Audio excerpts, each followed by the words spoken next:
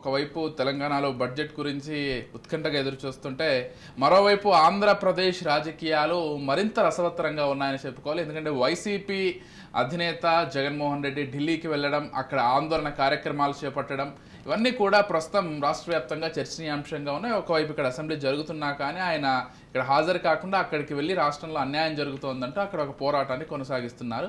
అయితే ఆంధ్ర రాష్ట్రంలో ప్రజాస్వామ్యం ఉందా లేదా అంటూ జగన్మోహన్ రెడ్డి అయితే తీవ్రంగా ప్రశ్నిస్తున్నారు. దాంతోపాటు రాష్ట్రంలో రాష్ట్రపతి పాలన పెట్టాలి అంటూ కూడా ఆయన ఒక డిమాండ్ అయితే చేస్తున్నారు. లోకేష్ రెడ్ బుక్ ఏదైతే ఉందో దానికి సంబంధించి నిన్న ఆయన సుదీర్ఘంగా మాట్లాడారు కూడా. రెడ్ బుక్కు సంబంధించి రాష్ట్ర వ్యాప్తంగా పోస్టర్లు వేశారు. ఇంత బహిరంగంగానా మీరు చేసేది, భయంతో 300 మంది వలస వెళ్ళిపోయారు అంటూ జగన్మోహన్ రెడ్డి మాట్లాడినటువంటి విషయాన్ని కూడా గమనించవచ్చు.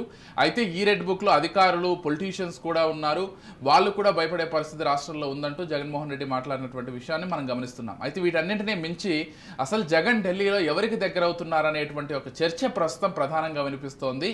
ఎందుకంటే నేను అఖిలేష్ యాదవ్కు సంబంధించి అఖిలేష్ యాదవ్ వచ్చి జగన్మోహన్ రెడ్డికి సపోర్ట్గా ఆయన మాట్లాడడం ఇవన్నీ ప్రస్తుతం కొంత చర్చనీయాంశంగా మారాయని చెప్పుకోవాలి. అయితే జగన్ తన కార్యకర్తల కోసం పోరాడుతున్నారు, ఇటువంటివి ఎక్కడ జరిగినా కానీ మంచిది కాదంటూ అఖిలేష్ యాదవ్ కామెంట్ చేయడం కూడా మనం చూసాం. ఈ అంశానికి సంబంధించి ఒకసారి చర్చిద్దాం.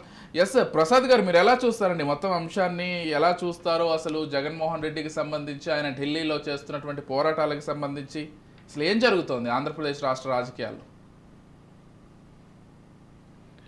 మనకు చాలా శాస్త్రాలు చెప్తారు, తన దాకా వస్తే బండ్లు ఓడలు, ఓడలు బండ్లు, ఇట్లాంటి అంశాలన్నీ మనం వింటా ఉంటాం.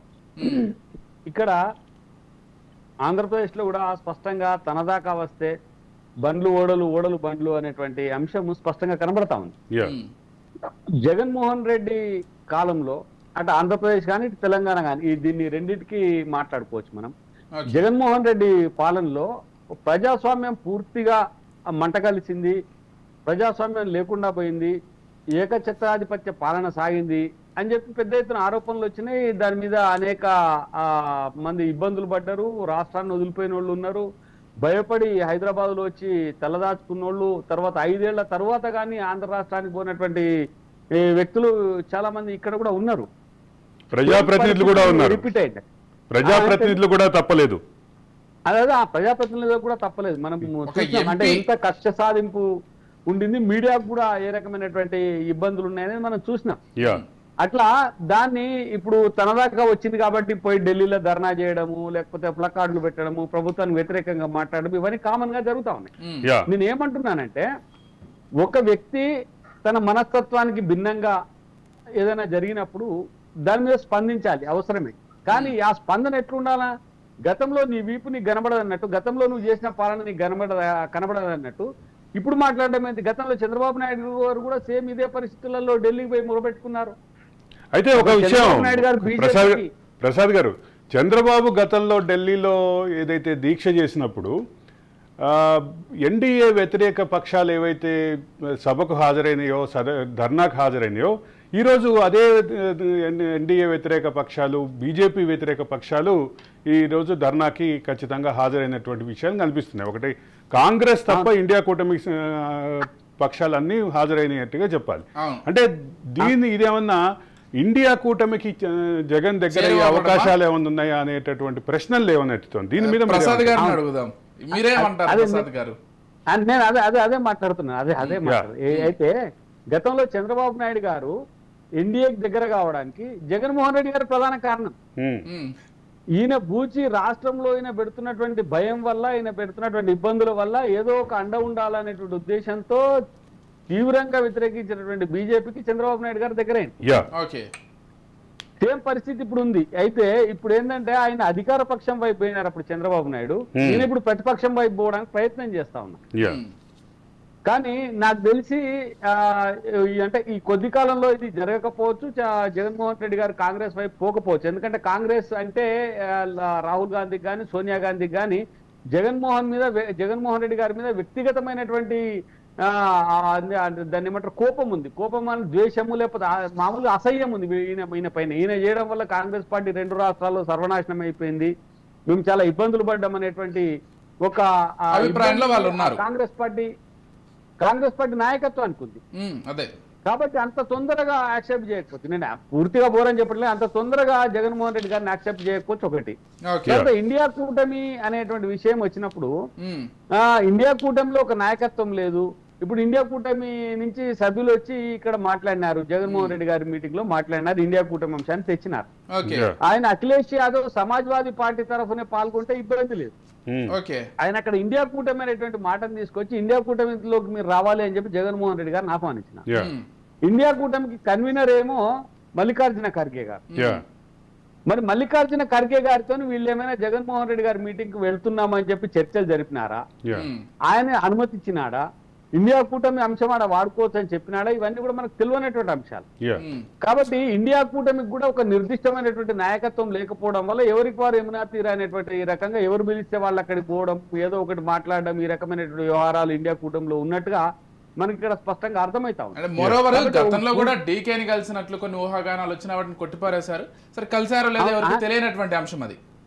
నేనేమంటే ఇండియా కూటమిలో ప్రధానమైనటువంటి పార్టీ జగన్మోహన్ రెడ్డిని వ్యతిరేకిస్తా ఉంటే ఇండియా కూటమిలో ఉన్న చిన్న చిన్న పార్టీలు జగన్మోహన్ రెడ్డి గారిని సమర్థించడం, అక్కడికి పోయి ధర్నా వరకు వాళ్ళ పార్టీగా సంఘీభావం తెలపడం అభ్యంతరం లేదు.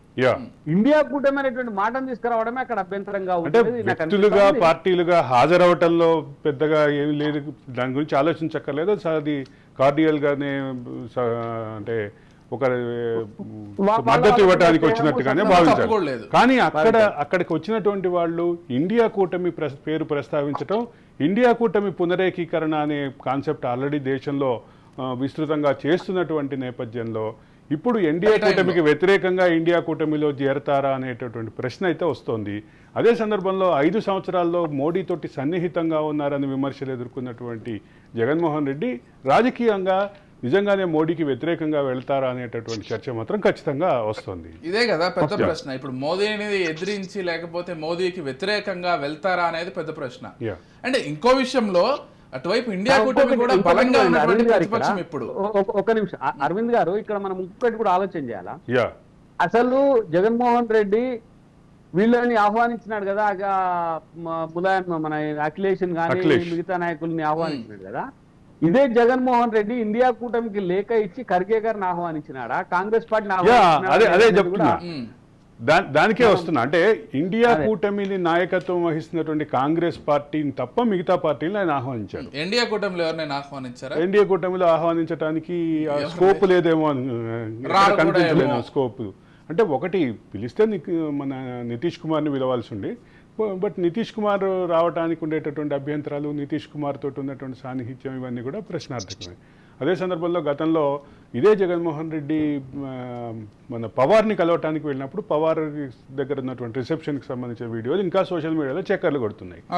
అంటే దేశ రాజకీయాల్లో కీలకంగా ఉండేటటువంటి 2 కూటములు, ఈ 2 కూటములకి జగన్మోహన్ రెడ్డితో ఉండేటువంటి సాన్నిహిత్యం, అంటే ఎన్డీఏ కూటమితోటేమో గతంలో సాన్నిహిత్యానికి సంబంధించిన ఆరోపణలు ఉన్నాయి, ఎన్డీఏ కూటమికి బి టీమ్గా పనిచేశారనే ఆరోపణలు ఉన్నటువంటి పరిస్థితి ఉంది గత 5 సంవత్సరాల్లో. ఇప్పుడు దానికి విరుద్ధంగా ఎన్డీఏ కూటమికి దగ్గరయ్యే క్రమంలో మొదటిది అడ్డంకి కాంగ్రెస్ తోటి కలిసి పనిచేయాలి అనేటువంటి పరిస్థితి వస్తుంది. అదే సందర్భంలో మిగతా నాయకులకు సంబంధించినటువంటి మిగతా నాయకులకు కూడా, అంటే పవార్ నుంచి మొదలు పెడితే చాలామంది రిసెప్షన్ కూడా చూసాం. రెండో పక్క అసలు వీటన్నిటికీ దూరంగా ఎన్డీఏ కూటమి ఇండియా కూటమి మధ్య దేశవ్యాప్తంగా జరుగుతున్నటువంటి ఘర్షణ వాతావరణం, రాజకీయ ఘర్షణ వాతావరణం ఆంధ్రప్రదేశ్లో ప్రధానంగా అంటే ఇక్కడ ఇండియా కూటమి వైపు రావాలంటే ఇంకొక ప్రధాన అడ్డంకి ఉంది. అక్కడ పిసిసి అధ్యక్షురాలుగా ఆయనకు వ్యతిరేకంగా మాట్లాడుతున్నటువంటి షర్మిల ఉంది. కాబట్టి ఇది మొత్తం ఇండియా కూటమిలో చేరటానికి కానీ ఇండియా కూటమికి దగ్గర అవటానికి కానీ ఇన్ని అడ్డంకులు ఉన్నాయి. కాబట్టి అదే సందర్భంలో ఇండియా కూటమి తోటి సెయిల్ అయితే ఆయన క్యాడర్ ఎట్లా రిసీవ్ చేసుకుంటారు, కాంగ్రెస్ నాయకత్వంలో ఇండియా కూటమితో సెయిల్ అయితే ఆయన క్యాడర్ ఎట్లా రిసీవ్ చేసుకుంటారు అనేది కూడా ఖచ్చితంగా ప్రశ్న. ఖచ్చితంగా. అంటే ఇంకో విషయము, వీటన్నింటినీ పక్కన పెడితే వారు ముందుగా ప్రస్తావించినట్లు మొన్నటి వరకు ఒక 2-3 నెలల వరకు ఆయన సాగించినటువంటి పాలనకు సంబంధించి కూడా ఈరోజు ప్రతి ఒక్కరు దాన్నే ప్రస్తావిస్తున్నారు. ఎగ్జాక్ట్లీ. అసలు మొన్నటి వరకు మీరు చేసింది ఏంటి, ఈరోజు దాన్ని ఏ విధంగా ప్రశ్నిస్తారు అనేటువంటి చర్చ కూడా ఉంది. మీరు ఎలా చూస్తారు అరవింద్ గారు? అరవింద్ గారు ఒక చిన్న దీంట్లో యాడ్ చేస్తాను. జగన్మోహన్ రెడ్డి గారు కనుక ఇండియా కూటమి వైపు పోతే పోయే అవకాశాలు ఉండే అటువైపు అడుగులు పోడితే వైసీపీలో చీలికి వచ్చే అవకాశం కూడా ఉంది. Yes yes